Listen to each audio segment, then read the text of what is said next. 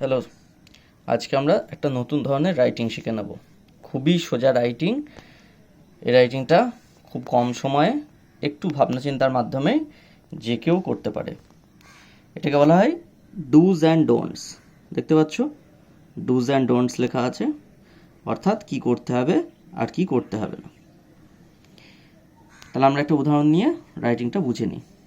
দেখো লেখা আছে কোয়েশ্চেনে, write a set of instructions with do's and don'ts to visit a library.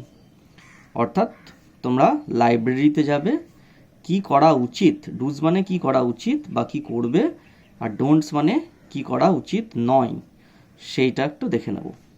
তো এরকম যেমন ছোটোবেলায় পার্থক্য লিখেছো বা এখন লেখো, লাইফ সায়েন্স বা ফিজিক্যাল সায়েন্সে বিভিন্ন রকম বা যে কোনো ম্যাটারে যে পার্থক্যগুলো লেখো, সেরকম করে একটা ছক করে নেবে।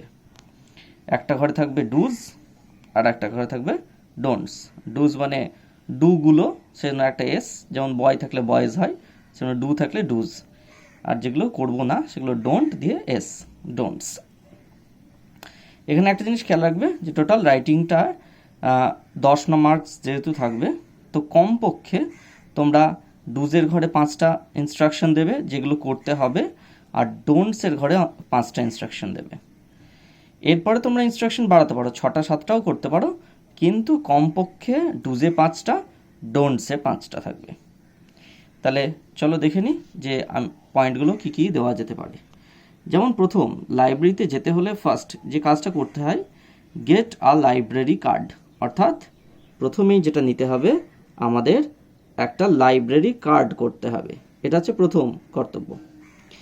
কি করতে হয় না লাইব্রেরিতে গিয়ে, সেটা হচ্ছে don't make a noise in the library. অর্থাৎ লাইব্রেরিতে গিয়ে কিন্তু হই হুল্লোড়, চিৎকার চেঁচামেচি কিন্তু করা যাবে না, ডিস্টারবেন্স ক্রিয়েট করা যাবে না। এটা হলো প্রথম পয়েন্ট। দ্বিতীয় পয়েন্ট দেখো, take a book of your choice in every regular interval. অর্থাৎ মাঝে মাঝে, রেগুলার ইন্টারভাল মানে মাঝে মাঝে, ওই লাইব্রেরি থেকে একটা করে বই নিতে হবে। এবার লাইব্রেরি কার্ড করলাম, কিন্তু একটা বই নিয়ে দেখা গেল 4 মাস পরে একটা বই নিচ্ছি, সেটাও তো ঠিক না। 15-20 দিন বা 25 দিন অন্তর একটা করে বই নিলে কি হবে, লাইব্রেরিতে আমি যে মেম্বার সেটা অ্যাক্টিভ মেম্বার হিসেবে থাকবে। সেজন্য take books of your choice, তোমার চয়েসের পছন্দের বই নিবে ইন রেগুলার ইন্টারভাল, মাঝে মাঝেই। কি করবে না, stop misplacing the books in the study. প্রত্যেকটা লাইব্রেরিতে এক জায়গায় বই নেওয়া যায় আর এক জায়গায় একটা বই পড়ার ঘর থাকে, হ্যাঁ, তাকে বলা হয় স্টাডি বা স্টাডি রুমও বলে কিছু কিছু জায়গায়। এই যে স্টাডিতে গিয়ে তোমরা বই ওখান থেকে বাড়ি নিয়ে যেতে পারবে না, কিন্তু ওখানে খুব ইম্পর্ট্যান্ট দামি বই থাকে, সেগুলো ওখানে নিয়ে পড়তে পারবে। দরকার পড়লে ছবি তুলতে পারো, খাতাতে নোটিং করতে পারো, এগুলো করতে পারো। এবার কি করতে হয়, বইগুলো যেখান থেকে নিয়েছিলাম সেই জায়গায় আবার রাখতে হবে। ধরা যাক তুমি ইতিহাসের বই নিচ্ছ, তাহলে ইতিহাসের জায়গাতেই আবার রাখবে। ভূগোলের জায়গাতে যদি ইতিহাসের বইটাকে রেখে দাও, তাহলে পরের জন্য গিয়ে ওই বইটা খুঁজতে অসুবিধা হবে। তো স্টপ মিসপ্লেসিং দ্য বুক, অর্থাৎ বই মিসপ্লেস করবে না বা অন্য জায়গায় রেখে দেবে না, যে জায়গার বই সেই জায়গাতেই রাখতে হবে স্টাডিতে গিয়ে। আচ্ছা, আর একটা পয়েন্ট কি করতে হবে দেখো, take part in the occasions organised by library authority. Library authority কিছু কিছু সময় কিছু কিছু অকেশন করে, যেমন বুক ডে বা এরকম কোনো কোনো অনুষ্ঠান হয়তো লাইব্রেরিতে আয়োজন করলো, তাহলে সেই যে লাইব্রেরিতে অনুষ্ঠান আয়োজিত হবে সেখানেও যাবে, এইগুলোতে পার্টিসিপেট করবে। তাহলে কি হবে, লাইব্রেরির সঙ্গে শুধু বই দেওয়া নেওয়া না, লাইব্রেরির যত রকম ব্যক্তি আছে তাদের সঙ্গে একটা ভালো সম্পর্ক তৈরি হবে। আচ্ছা, কি করা উচিত না, avoid eating and drinking inside the library. লাইব্রেরির মধ্যে গিয়ে ইটিং অ্যান্ড ড্রিঙ্কিংটা করা যাবে না। কোনো রকম খাবার পকেটে হয়তো লুকিয়ে নিয়ে চলে গিয়েছো, লাইব্রেরিতে বসে খাচ্ছ, সেইটা করা একদমই বাঞ্ছনীয় নয়, একদমই উচিত নয়।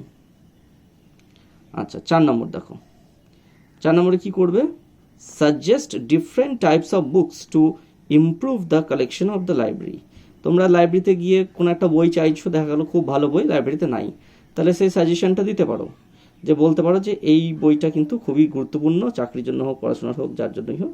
তাহলে লাইব্রেরি অথরিটিকে বলতেই পারো এই কালেকশনটা আপনাদের রাখা উচিত, তাহলে আপনাদের লাইব্রেরিটা আরও ভালো হবে, আরও ইমপ্রুভ করবে।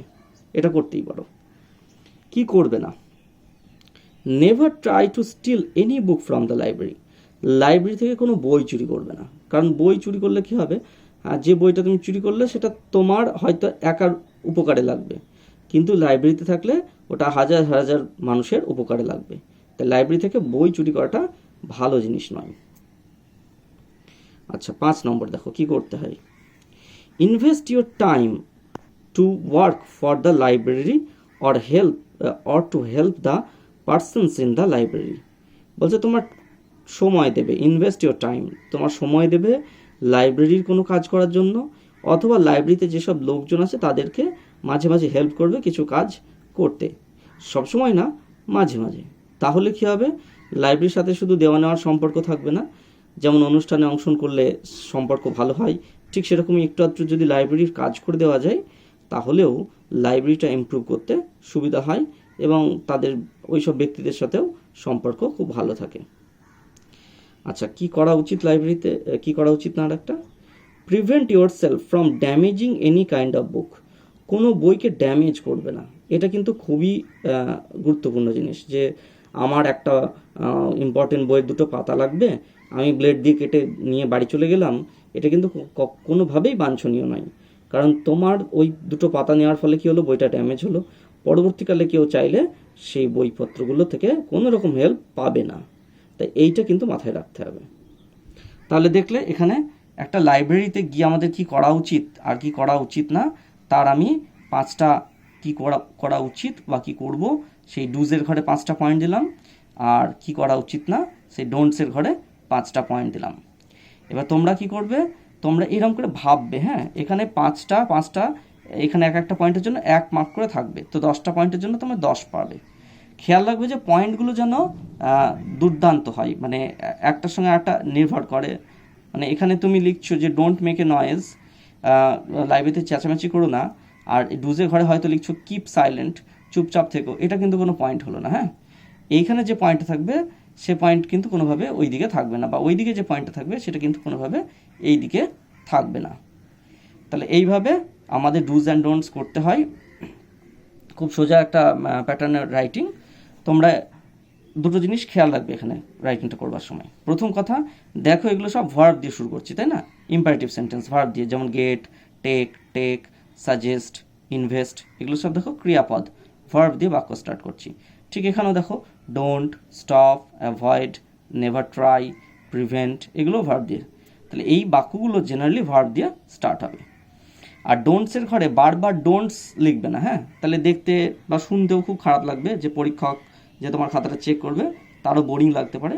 তাই একবার লিখলাম, আমি এখানে দেখো কি লিখলাম, ডোন্ট লিখলাম, আবার লিখলাম স্টপ, তারপর লিখলাম অ্যাভয়েড, তারপর লিখলাম নেভার, তারপর লিখলাম প্রিভেন্ট। এইরকম করে সিনোনিমগুলো ইউজ করতে হবে, বিভিন্ন একই শব্দ বারবার ইউজ না করে একটু চেষ্টা করতে হবে তার যে সমার্থক শব্দগুলো সেগুলো ইউজ করলে কী হবে, রাইটিংটা শুনতে এবং দেখতেও ভালো লাগবে। তাই এটা দেখে নাও ভালো করে, যদি কোনো সমস্যা থাকে বলো আমাকে কমেন্টে। আর এরপরে এই রাইটিংটা কিছু কাজ আমি তোমাদের দেব। ওকে।